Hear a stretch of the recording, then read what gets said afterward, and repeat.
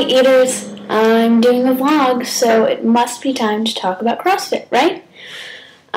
It's Thursday as I'm recording this, so technically I have a few more days until I've completed my first full month of CrossFit, but I don't think my opinion is going to change much, if at all, between now and Sunday, so I figure I'll give my opinions now. As I've mentioned before, I took a CrossFit intro session to see what it was all about, and then June 1st I hit the ground running. My gym doesn't do beginners classes, you just get thrown in with the big dogs and sink or swim, and I totally just mixed metaphors. But dogs can swim or sink also, so upward and onward. Anyway, after almost a month, I've got to say, I absolutely love CrossFit for a bunch of reasons, which I will now attempt to lay out coherently. I mean, I love this. I love not having to plan out my workouts, which isn't, specific to CrossFit. It's kind of specific to having any kind of trainer. But yeah, I love not having to plan out my workouts, to only having to plan when I'm going to go, and what I'm going to wear, and know that I'm going to get a really good, really comprehensive workout. That is really handy. I love Olympic lifting. Olympic lifting is kind of a big part of CrossFit. I can't think of a single workout that I've done where we haven't done some form of Olympic lifting or some form of Olympic lifting prep.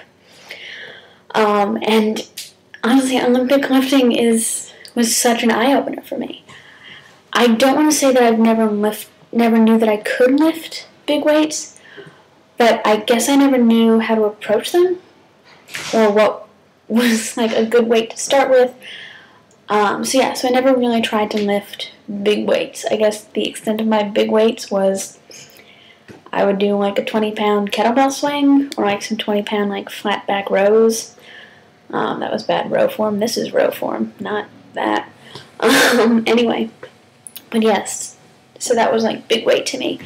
And now I'm doing cleans, which I'll post a link to a video for if you don't know what I'm talking about, with 50 pounds, and thrusters, again, I'll post a link, with 60 pounds, and deadlifting 110. That is still the biggest thing to me. And I could deadlift. I could have done more. So it's amazing. It's been such an eye-opener. It's such a breath of fresh air from doing a million, bicep curls with a 10-pound weight. And did I say it was empowering? Because it's amazingly empowering. 110 pounds is pretty darn close to my body weight. I can almost bench my body weight. How freaking cool is that? Okay, so another reason I love CrossFit is the community. I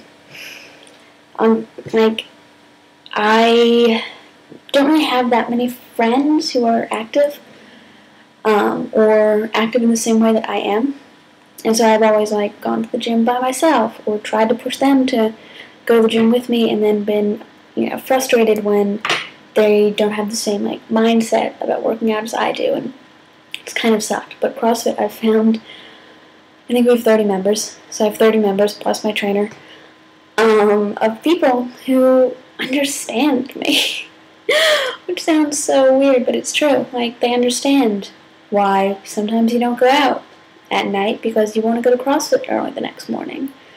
It's unheard of for me to get home less than an hour after my session ends, because we just stand around talking, and everyone has a great time. And yeah, CrossFit people are amazing. At least the CrossFit people I know, but from what I've heard, in general, they're a really, really fun group of people. And I also love that I'm seeing results.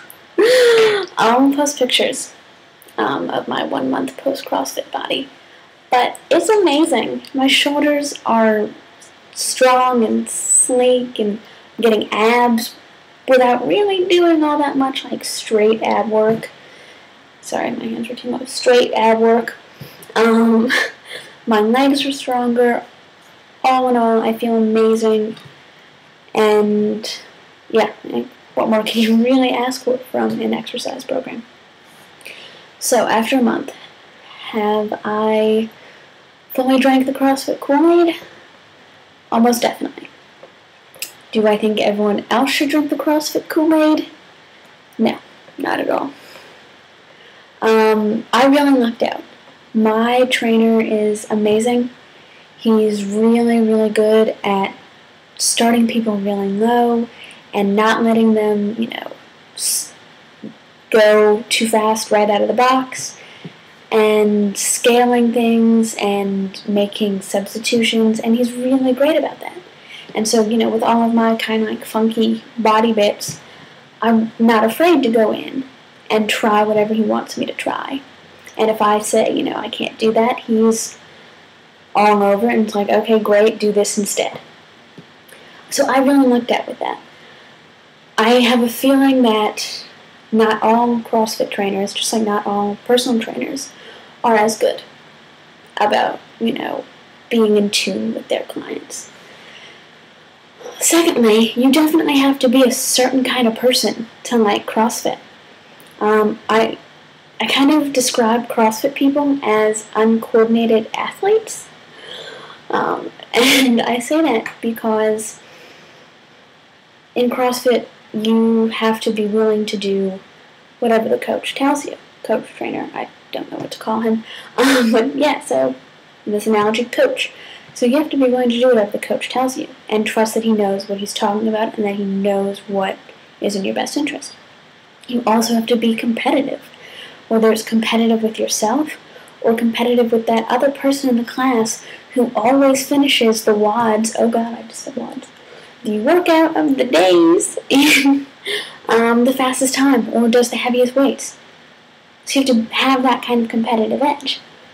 And as an adult, there are sports teams. So I feel like if you're a coordinated athlete, you're probably on one of those. Because in CrossFit, so far, I've only encountered jumping rope and wall balls where you actually have to have any kind of coordination. So yeah, I say to be a CrossFitter, you kind of have to be an uncoordinated athlete. I hope that makes sense. But yeah, so I think you have to find the right trainer. You have to find the right box, which is a CrossFit gym, so the right people at the box. And you have to be the right kind of person. And if all the stars align, then CrossFit is freaking amazing. And I absolutely cannot wait to start my second month. So there you have it, eaters. Bye.